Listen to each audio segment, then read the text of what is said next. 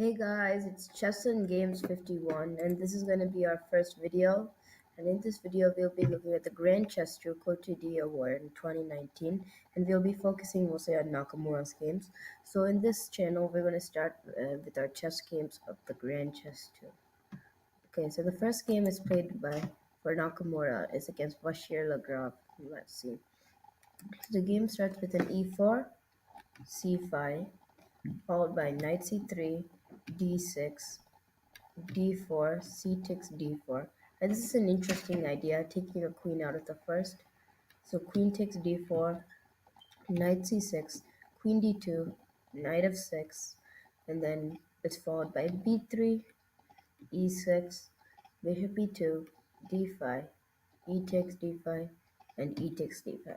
So it's clear that Nakamura is trying something here, as it's already, as you could see, the pawn on d5 is isolated, and Nakamura can focus a lot of attacks over here.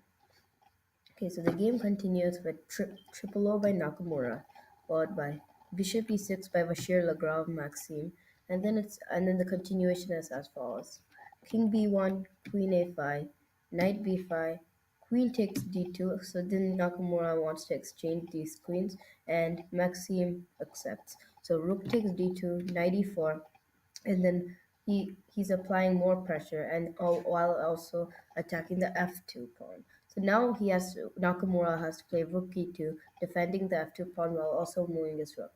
This is followed by now Bashir Lagrave castles and then he castles queenside triple O, and this is followed by f3, attacking the knight, and then this is an interesting idea. Black plays a6, counterattacking. Okay. Then meanwhile, so then white continues with knight d4, and then after knight takes d4 here, the exchange of the knights, and after bishop takes d4, here's another interesting idea: bishop c5, because this could free up the knight while also attacking the d4 bishop. So then you could get a good spot on c5 for your knight, as well as removing the powerful black colored bishop for white.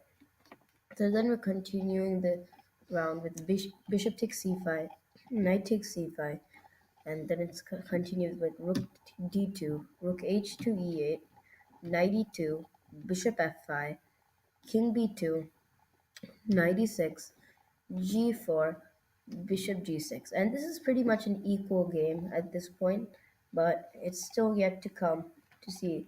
Remember, this is a rapid game, meaning the players don't have much time to think. Okay, so we're continuing.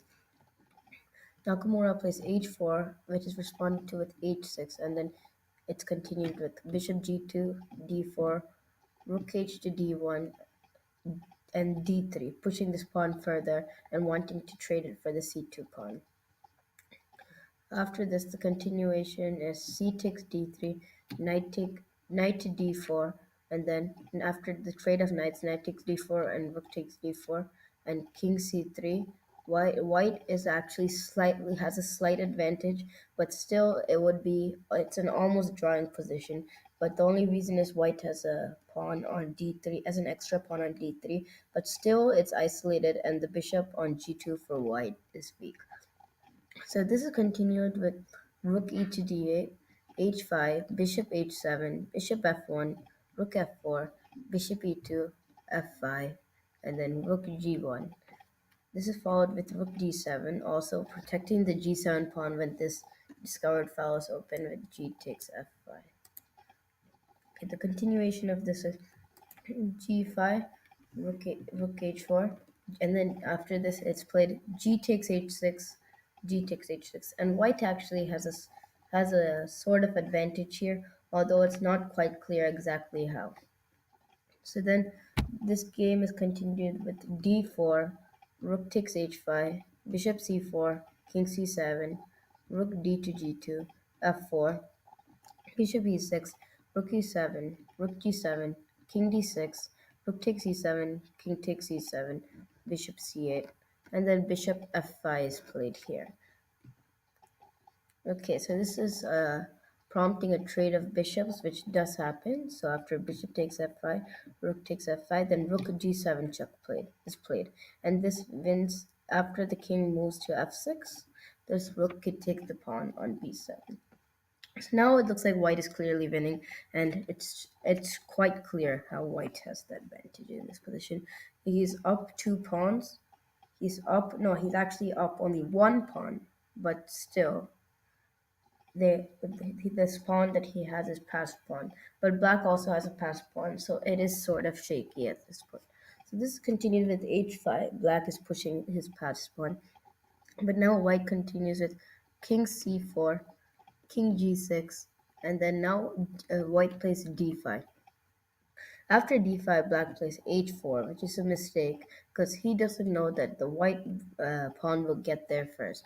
So it's d6 followed by h3, and then now here they play white plays rook e7. Trying to, now next move he will follow is rook e1, preventing the h1 pawn promotion.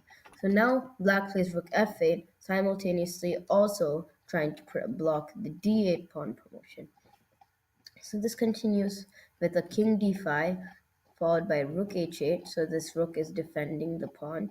So now forced is rook e1 for Nakamura because he has to get his rook to the file. So if h2 is played, he could play rook h1. But now this is the crucial moment, and here Vachier Lagrave played king g5. So king g5 is actually a mistake. He should have just continued with h2 pushing the pawn, so then it would be forced for rook h1, but instead here king g5 completely loses the game, as this follows with d7, and then after rook d8 it is quite clear, king c6, king h4, and then after rook e8 game's over, white will promote and he has won the game. Okay, so, and if you're wondering that if the black pawn just pushes to h2, then this white rook could take on d8, and after this black pawn promotes on h1, the rook h8 check is a skewer, and then it wins the queen. Okay, that's it for this video covering the Hikaru Nakamura game between Vachier Lagrave Maxime in the Cote d'Ivoire 19 first round of the rapid section. This is the first game in the Grand Chess Tour. And actually, in this round, the other games that were played were Dingluren won against Amin Bassem, Carlsen Magnus won against Wesley So, Sergei Karyakin drew with Ian Nepomuceni, and then Hikaru, like the game we showed, won against Vachier Lagrave, and Topalov Veselin drew with Vachier. Okay, that's it for this video. See you next time.